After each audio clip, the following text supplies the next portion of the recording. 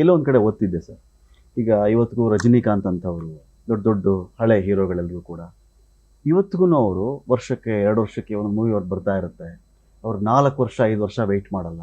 ಒಂದು ಚಿತ್ರರಂಗ ಜೀವಂತವಾಗಿರಬೇಕು ಅಂದರೆ, ಚಿತ್ರರಂಗ ಅಂದರೆ ಬರೀ ಒಬ್ಬ ಹೀರೋ ಅಲ್ಲ ಅಥವಾ ಬರೀ ಒಬ್ಬಳು ಹೀರೋಯಿನ್ ಅಲ್ಲ, ಅದೊಂದು ದೊಡ್ಡ ದೊಡ್ಡ ಫ್ಯಾಮಿಲಿ, ಅದು ಅನೇಕ ಅವಲಂಬಿತರಿರ್ತಾರೆ ಅದರ ಮೇಲೆ.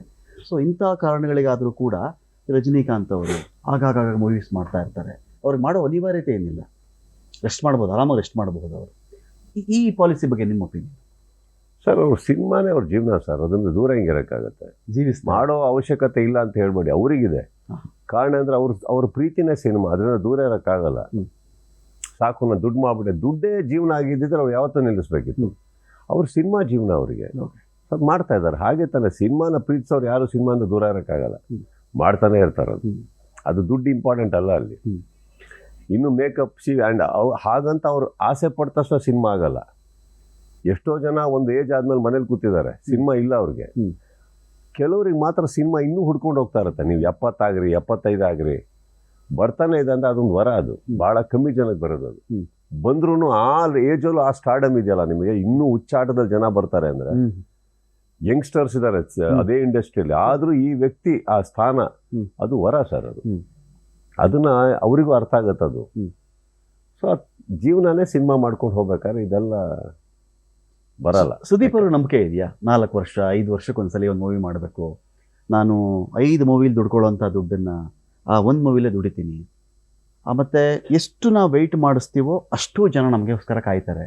ಇಲ್ಲ ನನಗೆ ಅದೆಲ್ಲ ಸರ್, ನನಗೆ ಕಾಯಿಸ್ತಾ ಇರ್ತಾರೆ ರಿಲೀಸ್ ಮಾಡೋಕ್ಕೆ. ನಾನೇ ಓದಾಡ್ತಾ ಇರ್ತೀನಿ ರಿಲೀಸ್ ಮಾಡಿರಿ ಅಂದ್ಬಿಟ್ಟು ಅಂತ. ಕೆಲವು ಟೈಮ್ ಅನಿವಾರ್ಯ ಸರ್. ಇದು ಯಾವುದೋ ಒನ್ಸಿನ ಇದು ನಡೆಯೋದು ಅಂದರೆ ರಿಲೀಸ್ ನಮ್ಮ ಕೈಯಲ್ಲಿ ಇಲ್ಲ ಅನ್ನೋದು. ಇಲ್ಲ ಅಂದ್ರೆ ಕಂಪ್ಲೀಟ್ ಕಂಟ್ರೋಲ್ ಇರುತ್ತೆ ಯಾವಾಗಲೂ. ಎಲ್ಲರೂ ಸೇರಿ ಡಿಸ್ಕಸ್ ಮಾಡ್ತಾ ಇರ್ತೀವಿ.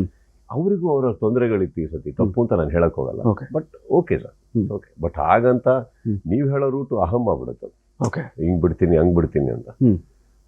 That is not there. But ಒಬ್ಬ ಆರ್ಟಿಸ್ಟು ಸಪೋಸ್ ನನಗೆ ಕೆಲವ್ರು ಗೊತ್ತಿದ್ದಾರೆ, ಇಲ್ಲ ಸರ್ 1-2 ವರ್ಷ ಬ್ರೇಕ್ ತೊಗೊತಾ ಇದ್ದೀನಿ ನಾನು, ಅದು ಕರೆಕ್ಟ್. ಯಾಕಂದ್ರೆ ಮಾಡಿರ್ತಾರೆ ಅವರಿಗೆ. ಇಲ್ಲ ಯಾಕೆಂತ ನಾನು ಕೇಳಿನಲ್ಲಪ್ಪ, ಈ ಥರ ಪೀಕ್ ಪೀರಿಯಡಲ್ಲಿ ಬಿಡ್ತಾ ಇಲ್ಲ ಸರ್, ನನ್ನ ಲೈಫಲ್ಲಿ ಇನ್ನೂ ಬೇರೆ ಇದೆ ಸರ್, ನಾನು ಅದನ್ನು ನೋಡ್ಕೊಬೇಕು, ನಾನು I want to spend time with family, ನಾನು ಒಂದು ಇದಕ್ಕೆ ಹೋಗಬೇಕು. ಈಗ ಅಜಿತ್ ಅವ್ರು ರೇಸಿಗೆ ಹೊರಟೋದ್ರು, ಪ್ಯಾಷನ್ ಅದು ಅವರಿಗೆ. I want to go spend time, ನಾನು ದುಡ್ದಿದ್ದೀನಿ, ಸಿನಿಮಾ ಮಾಡ್ತೀನಿ, ಬಟ್ ನಂದು ಅಂತ ಲೈಫು ನಾನು ಇದೆಲ್ಲ ಮಾಡಬೇಕು, ಇನ್ನು ಏಜ್ ಆದ್ಮೇಲೆ ಮಾಡೋಕ್ಕಾಗಲ್ಲ ಅಂತ ಬಂದಾಗ ಅದಕ್ಕೂ ಗಟ್ಸ್ ಬೇಕು ಆ ಡಿಸಿಷನ್ ತೊಗೊಳಕ್ಕೆ. ಯಾಕಂದ್ರೆ ಇನ್ಸೆಕ್ಯೂರಿಟಿ ಇದ್ರೆ ಯಾರೊಬ್ಬ ಸ್ಥಾನಕ್ಕೆ ಬಂದ್ಬಿಡ್ತಾನೆ, ನಾನು ಬಿಡಲ್ಲ ಅಂತ ಬಂದ್ಬಿಡುತ್ತೆ. ಅದು ತುಂಬಾ ಸೆಕ್ಯೂರ್ಡ್ ಮ್ಯಾನ್ ಮಾತ್ರ ಆ ಥರ ಡಿಸಿಷನ್ಸ್ ತೊಗೊಳಕ್ಕಾಗೋದು. How secured you are? I am not at all insecured, that should speak. I am not at all insecured. Okay. Because ನಾನು ಯಾವ್ದ್ರ ಹಿಂದೆನೂ ಹೋಗೇ ಇಲ್ವಲ್ಲ. ನನಗೆ ಸಿನಿಮಾ ಮಾಡೋಕೆ ಇಂಟ್ರೆಸ್ಟ್ ಮೇಲೆ ಇಲ್ಲಿ ಬಂದಿದ್ದು, ಸಿನಿಮಾ ಕೈ ಹಿಡಿತು, ಇನ್ನೇನು ಇನ್ಸೆಕ್ಯೂರಿಟಿ.